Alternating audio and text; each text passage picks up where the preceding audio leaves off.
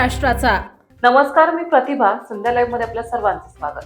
महाराष्ट्र राज्याचे उपमुख्यमंत्री अजित पवार यांचा विमान अपघात झाला का घातपात झाला आहे याची चौकशी करून विमान कंपनीवर गुन्हा दाखल करण्यासाठी आमदार रोहित पवार, युगेंद्र पवार हे दादाप्रेमी जनतेसोबत बारामती तालुका पोलीस स्टेशनला दाखल झाले आहेत।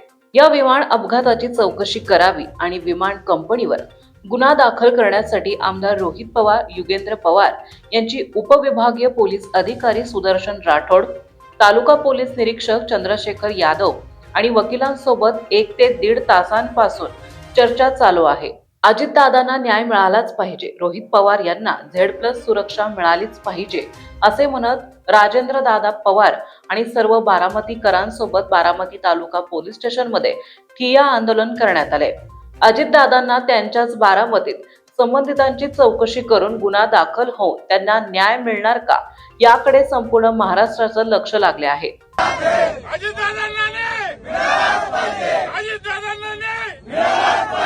पोलीस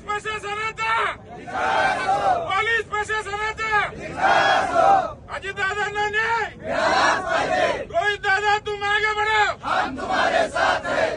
रोहित दादांना सुरक्षा मिळालीच पाहिजे, रोहित दादांना सुरक्षा मिळालीच पाहिजे। अरे नहीं चलेगी, नहीं चलेगी, हुकुम चाहिए, नहीं चलेगी, हुकुम चाहिए, नहीं चलेगी। संध्या लाईव्ह साठी प्रतिनिधी कृष्णमूर्ती जगताप, बारामती। ताज्या आणि महत्त्वपूर्ण बातम्या पाहण्यासाठी आजच आमच्या संध्या लाईव्ह न्यूज चॅनलला YouTube वर सबस्क्राईब करा आणि बेल आयकॉन प्रेस करा।